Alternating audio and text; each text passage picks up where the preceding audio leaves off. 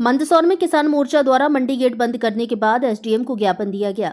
किसान मोर्चा अध्यक्ष राजा बना के नेतृत्व में किसानों ने कृषि उपज मंडी गेट पर प्रदर्शन किया और मंडी में अव्यवस्था और किसानों के साथ हो रहे दुर्व्यवहार को लेकर एसडीएम श्री साक्य को ज्ञापन दिया।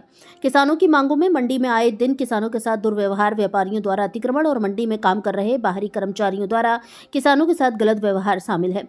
किसान मोर्चा अध्यक्ष राजा बना ने 10 दिन का अल्टीमेटम शासन प्रशासन को दिया है। अगर मांगे नहीं पूर्ण हुई तो बड़ा आंदोलन किया जाएगा, जिसकी समस्त जवाबदारी शासन प्रशासन की होगी। भारत संवाद से दुर्गेश शर्मा की रिपोर्ट।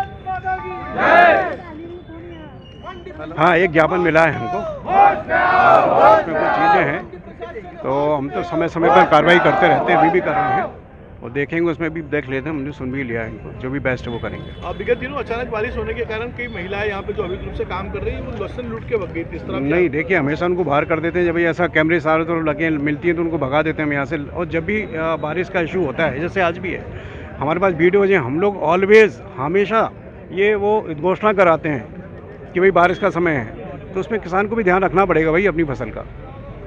उस दिन भी हमने ये घोषणा कराई थी।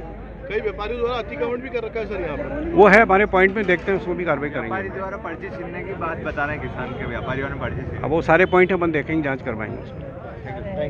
समस्या को लेकर दिया गया है क्या? देखिए, मंडी में हम लगातार देख रहे हैं जो समस्याएं हैं, लगातार यहाँ पर चोरियां हो रही हैं जो ट्रेस नहीं हो पा रही है।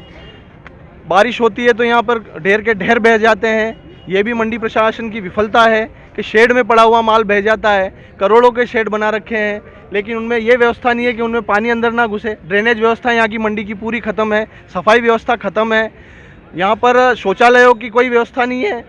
शुद्ध पेयजल जिसकी व्यवस्था तो कम से कम प्रशासन यहाँ पर कर सकता है, किसानों और व्यापारियों के लिए यहाँ पर शुद्ध पेयजल तक उपलब्ध नहीं है।